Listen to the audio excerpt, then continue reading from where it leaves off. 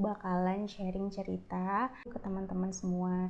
Jadi memang beberapa waktu belakangan ini aku jarang upload video karena memang ada beberapa urusan yang harus aku selesaikan.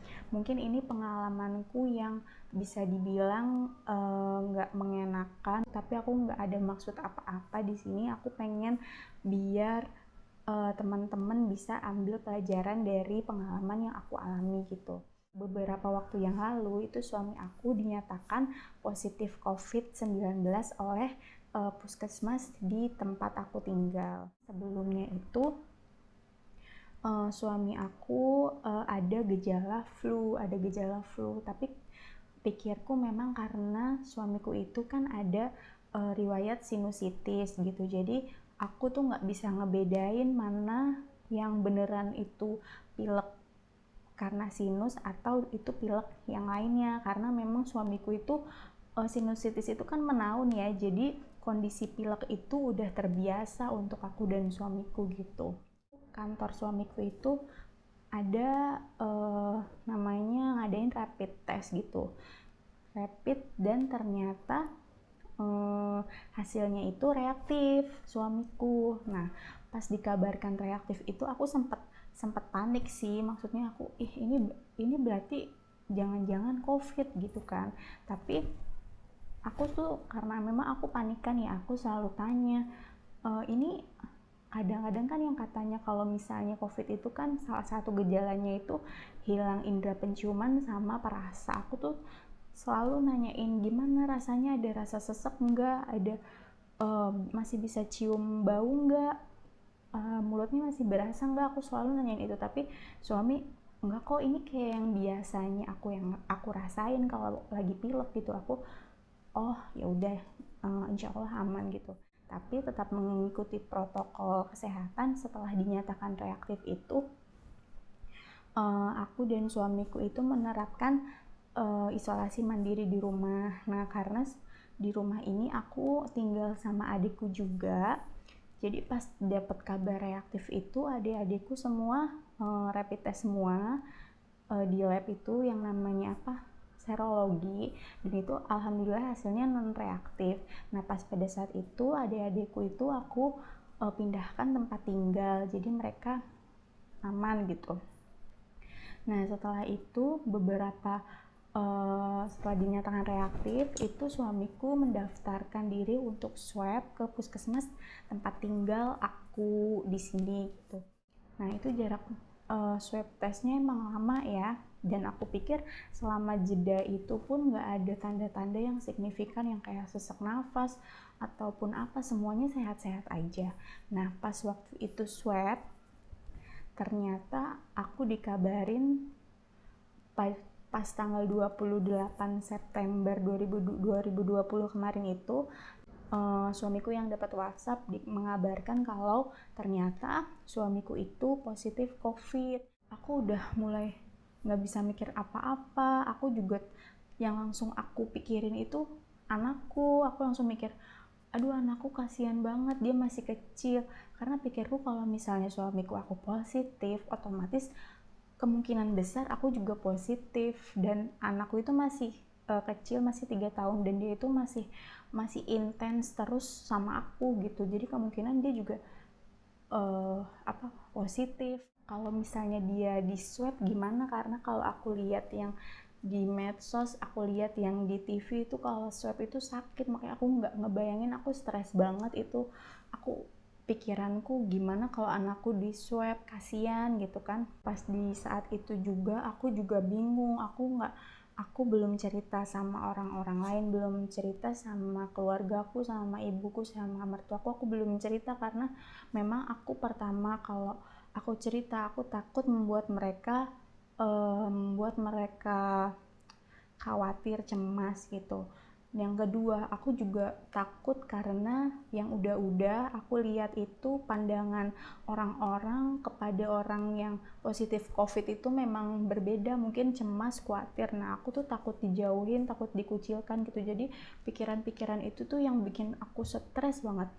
Jadi setelah itu siangnya aku dikabarkan bahwa suamiku positif, dan disuruh siap-siap karena siapa tahu ada jadwal untuk karantina. Itu malam-malamnya aku sambil selaudan aku beresin keperluan suamiku. Nah di situ juga aku udah siap-siap baju-baju aku, baju-baju anakku, karena siapa tahu juga pas di swab nanti aku terus hasilnya positif gitu kan. Jadi aku nanti langsung siap untuk di karantina gitu. Nggak bisa tidur, makan juga nggak bisa, pokoknya di situ situasinya nggak enak banget. Sampai pas itu aku memutuskan untuk swab mandiri karena pengalaman sebelumnya suamiku itu swab di puskesmas itu lama, jadi kan aku butuh kejelasan yang cepat kan, hasil yang cepat bahwa aku itu positif atau negatif, anakku juga gitu. Pas waktu itu pagi-pagi aku swab karena kondisinya nggak memungkinkan untuk aku dan anakku datang berdua swab drive thru, jadinya mau nggak mau suamiku yang nganter, karena kalau misalnya aku minta tolong ke orang lain, aku takutnya aku ini kan di sini kan sebagai suspek ya, karena aku belum tahu nih kejelasan status aku positif atau negatif gitu. Jadi aku takut membahayakan orang lain. Jadi di situ ambil keputusan kalau yang nganter swab itu suamiku gitu. Nah, pas di tengah jalan aku mau swab, ternyata puskesmasnya itu telepon suamiku kan, bilang suruh kumpul di puskesmas jam 8 pagi karena mau ada penjemputan ke tempat karantina gitu. Tapi sedangkan posisinya gitu, nggak mungkin aku jalan berdua doang sama anakku untuk swab gitu. Nah setelah kayak gitu sempat bingung juga. Nah di situ yang bikin aku stres juga, pihak puskesmasnya itu memang sih wajar kalau marah ya, tapi mereka juga nggak kasih solusi, maksudnya harus apa selanjutnya, atau gimana kalau mesti isolasi mandiri di rumah, terus dibantu dituntun kayak gini loh prosedurnya biar nggak membahayakan yang lain gitu. Mereka tuh nggak ada kayak gitu, jadi cuman marah, bilang gini aja, yang aku not sih mereka bilangnya, oke, karena bapak nggak ikut kita kali ini, jadi kita nggak akan menjadwalkan jadwal karantina lagi untuk bapak gitu. Nah di situ aku juga udah mulai double pressure lagi kan, selain menunggu hasil swab aku, dan di situ juga ada pressure suamiku tuh nggak tahu kejelasannya gimana.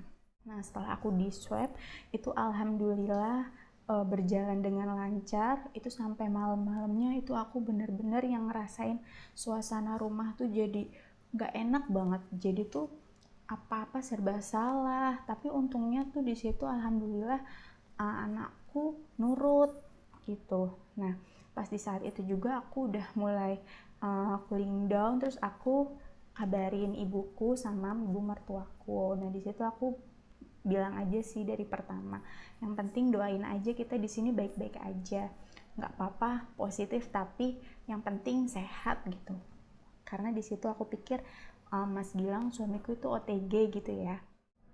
Pas malam-malam itu aku nggak bisa tidur, aku juga mikir kalau misalnya nanti aku negatif, suamiku positif, tetap positif, kalau dia tetap di sini aku takut juga nanti menularkan ke anakku. Makanya aku coba hubungin puskesmasnya lagi, aku minta surat yang menunjukkan bahwa suamiku positif gitu, karena memang sebelumnya itu nggak ada surat cuman dikabarkan lewat WA aja gitu. Sedangkan kalau misalnya aku mau cari tempat karantina itu bisa lewat kantor suamiku, cuman syaratnya itu ada melampirkan berkas bahwa yang berkas yang menyatakan bahwa suami aku tuh positif COVID gitu. Nah selama aku minta ke pihak puskesmas itu nggak ada dijawab, sampai 3 kali baru dijawab, dan itu pun cuma kayak foto dari hasil ketikan gitu, hasil print out itu ada nama suamiku sama ada statusnya positif COVID. Nah di situ juga ada tanggal pengambilan PCR-nya itu, dan tanggalnya pun salah, nggak sesuai dengan pas suami aku ambil tes swab gitu. Nah di situ aku udah, ya udahlah, aku nggak mikirin puskesmas itu, aku fokus sama hasil swab aku gitu. Aku dapat email dan ternyata di situ aku lihat email aku itu hasilnya anakku itu negatif dan aku juga negatif. Itu aku bener-bener seneng banget, aku alhamdulillah. Terus tapi aku ada rasa-rasa gimana ya, bisa dibilang curiga, tapi gimana, karena aku pikir kalau misalnya suamiku positif, aku juga udah pasti positif karena kita tuh sama-sama terus. Dan gimana ya, ibaratnya tidur masih satu kamar mandi gitu, masih sama, kita masih interaksi seperti biasanya gitu. Nah, habis kayak gitu aku langsung cerita nih ke omku gitu. Terus mereka juga langsung nyaranin aku untuk bawa suamiku untuk tes swab mandiri gitu. Aku juga langsung kepikiran gitu sih. Nah, di situ aku ada secercah harapan. Aku yakin bismillah semoga suamiku negatif gitu, karena aku lihat itu sih, walaupun ada kemungkinan kalau misalnya suami negatif, istri positif, cuman aku mikirnya dengan dengan kegiatan, dengan apa yang aku lakukan sama suami aku itu, aku kayaknya kemungkinan untuk aku negatif itu kayaknya kecil banget gitu. Jadi pas waktu itu aku bener-bener yang namanya kayak nggak pernah ngalamin situasi serumit itu, nggak enak itu. Bener-bener waktu itu aku nungguin hasil tes suami itu nggak tenang lah, gimana tidur nggak bisa, makan nggak bisa, itu sampai aku beli obat tidur, benar-benar beli obat tidur biar aku dan suamiku itu bisa istirahat, tapi tetap aja nggak bisa tidur dengan nyenyak. Sampai pas waktu itu, jadi waktu aku swab kan malam-malamnya itu aku langsung dapat email kan. Nah, pas suami aku itu aku tungguin nggak dapat emailnya, aku nggak dapat pemberitahuannya, sampai waktu itu pas siang-siang suamiku dapat email dan ternyata alhamdulillahnya itu suamiku itu negatif gitu. Jadi aku disitu bener-bener ngerasain kenikmatan yang tadinya berada di suasana yang gimana nih kalau misalnya nanti positif, harus gimana, itu pikiran-pikiran itu tuh bener-bener bikin aku stres banget. Nah, di situ pas aku dapat email suamiku negatif, perasaan kuat, rasa-rasa kekhawatiran itu bener-bener semuanya langsung hilang. Aku langsung sujud syukur, ya Allah alhamdulillah gitu kan. Nah, di situ juga aku bener-bener yang nggak mau mikir ini apa puskesmasnya yang salah atau memang positif tapi udah negatif gitu, tapi aku udahlah, yang penting sekarang suamiku sehat, aku sehat, anakku sehat. Dan aku pun nggak pernah yang ngalamin gejala-gejala yang kayak yang diberitakan itu gejala COVID gitu. Tapi ya udahlah, yang penting itu buat sebagai pembelajaran aku untuk lebih hati-hati. Aku tuh udah dikata-katain teman-temanku, saudara-saudaraku tuh, aku tuh lebay gitu, sampai ada waktu itu saudara aku mau nginep di sini pun aku suruh mandi, sampai datang ke rumahku tuh aku suruh mandi dulu gitu, karena kenapa, ada anak kecil gitu. Aku semenjaga itunya gitu. Tapi mau gimana pun kita berusaha, tapi kalau misalnya udah takdirnya terjadi, ya udah, kita bisa apa lagi. Yang penting kan manusia cuma bisa berikhtiar gitu kan.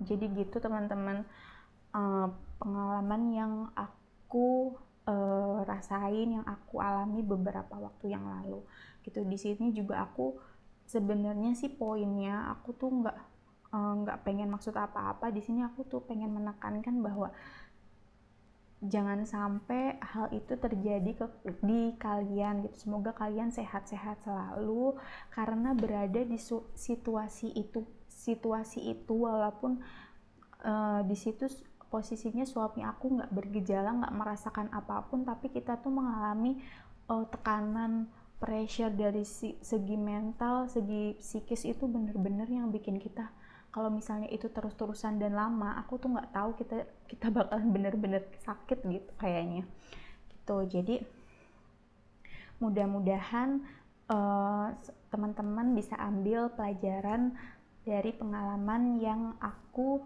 ceritakan kali ini. Jadi kan mungkin virus itu kan sebenarnya ada di mana-mana ya. Virus bukan hanya virus COVID aja, tapi yang memang yang sekarang yang menjadi concern itu kan, yang ditakutin itu kan virus COVID. Tapi kan virus itu pun dengan sangat mudahnya menginfeksi manusia kan, karena katanya hanya dengan udara gitu bisa terpapar gitu. Cuman di sini mungkin ya yang aku alamin ya, semenjaga-menjaganya aku, maksudnya aku selalu semprot disinfektan atau apalah kebersihan, tapi kalau menurut aku sih bener-bener dari imunnya si orang itu tersebut. Jadi mungkin kalau waktu itu kalau memang suami aku benar-benar terpapar dan infeksi positif COVID, mungkin karena waktu itu kan kita keluar kota, dan pas di luar kota itu bener-bener yang capek, mungkin kerasa capek karena harus nyetir juga, dan kegiatan di sananya pun bener-bener melelahkan banget gitu. Jadi mungkin pas lagi lelah capek, imun suamiku drop, jadi virus itu bisa dengan mudahnya masuk dan menginfeksi gitu. Jadi semoga banget teman-teman yang di sini semuanya sehat dan bisa ambil pelajaran dari cerita pengalaman yang aku ceritain ke teman-teman semua gitu. Aku juga berterima kasih banget, kemarin itu kebetulan banyak teman-teman karena memang gak ada yang tahu ya. Aku yang tahu itu paling cuman teman-teman kantor suamiku, karena memang datanya itu kan memang harus diberitahu karena untuk kebutuhan pekerjaan kan gitu. Jadi itu benar-benar yang dari suamiku dikabarkan positif COVID itu, suamiku kasih kabar itu benar-benar yang namanya suamiku nggak selesai angkat telepon, balesin WA, itu sebuah dukungan support dari teman-teman kantornya tuh banyak banget. Itu aku makasih banget. Mungkin kayak yang begitu-begitu tuh di saat yang seperti itu tuh benar-benar nguatin kami gitu, memberi semangat untuk kami gitu dengan bantuan doa, support moral dan material dari teman-teman semua gitu. Akhirnya kami bisa melewati ujian dari Allah gitu. Jadi itu dia pengalamanku, semoga bisa memberikan pelajaran untuk teman-teman di rumah. Jadi semoga teman-teman di rumah sehat selalu dan terhindar dari penyakit gitu. Kalau suka dengan videoku kali ini, jangan lupa komen, like, dan subscribe channel aku biar nggak ketinggalan videoku yang lainnya. Oke, assalamualaikum.